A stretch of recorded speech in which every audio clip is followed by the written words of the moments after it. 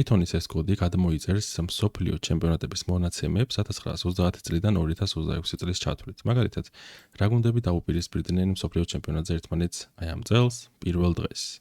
რა ანგარიშებით მორჩა ისინი, ვინ გაიტანა გოლები და ასე შემდეგ. შემდეგ მეორე დღეს, მესამე დღეს და ასე შემდეგ 30 წლიდან 2026 წლამდე. როგორც ხედავთ, ეს იქნება ძალიან დიდი მონაცემები. მე მაქვს დაწერილი 3 ვერსია აი ამ კოდის, რომელიც ზუსტად ერთ და იგივეს აკეთებს. 3 ვერსია, მაგრამ ვნახავთ, რომ ეს ვერსია ყველაზე ნელა იმუშავებს, მაქვს კიდე სხვა ვერსიები, რომლებიც ბევრად უფრო სწრაფი იქნება და ბოლო ვერსია იქნება ასინქრონულ სტილში დაწერილი, რომელიც ყველაზე სწრაფი იქნება. მოდით სწრაფად განვიხილოთ ეს კოდი. ჩვენ გვიყენებთ requests ბიბლიოთეკას, აი ამ URL-ზე, რომელიც ერთ ხაზზე უნდა ეწეროს, მაგრამ ვიდეოში რა გამოსდეს, ამიტომ ორ ხაზზე მიწერია. აი ამ URL-ზე ვაგზავნით API requests, ამიტომ აი მოვამზადე base URL-ს ვაჩ მაქვს შენახული. ეს არის ჩვენი წლები.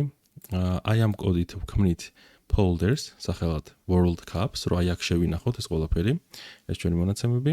შემდეგ years lists, აი ამ years lists გავდივარ for loop-ით და თითოეული წლისთვის ჩვენ ვაგზავნით requests აი ამ URL-ზე, base URL-ი, შემდეგ წელი, აი ეს დაბოლოება.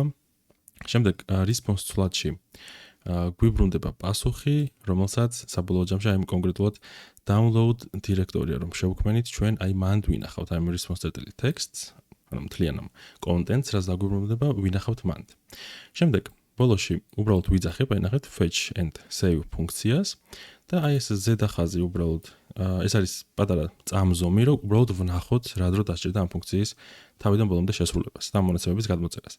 აქ მოინიშნება რა დრო იყო ამ მომენტში, შემდეგ გაეშვება ეს ფუნქცია, გარკვეული დრო გავა და შემდეგ მიმდინარე დროს გამოაკლდება საწყისი დრო და ვნახავთ რა დრო დასჭირდა ამ ფუნქციის შესრულებას. მოდი ვნახოთ, გავუშვათ ეს კოდი და როგორც ხედავთ, ეს კოდი არ არის საკმარისად სწრაფი.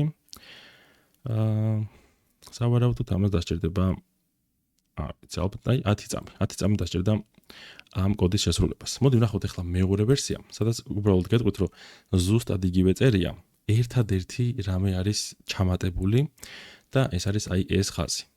აი ეს ხაზი არის მხოლოდ დამატებული და მე გეტყვით ახლა ეს როგორ მუშაობს. მაგრამ მანამდე მინდა რომ გავუშვა ეს კოდიც და შევადაროთ, მოდი რა დრო დასჭირდება აი ამას. აი ამ ვერსიას. ხო, კარგი, მოდი გავუშვათ ესეც და შევხედოთ, ეს ბევრად უფრო სწრაფი არის.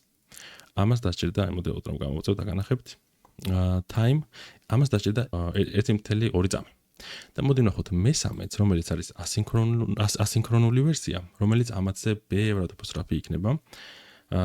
გავუშვებ მე ხა ამ კოდს და აი როგორც ხედავთ, ამას დასჭირდა სულ რაღაც 1.4 წამი.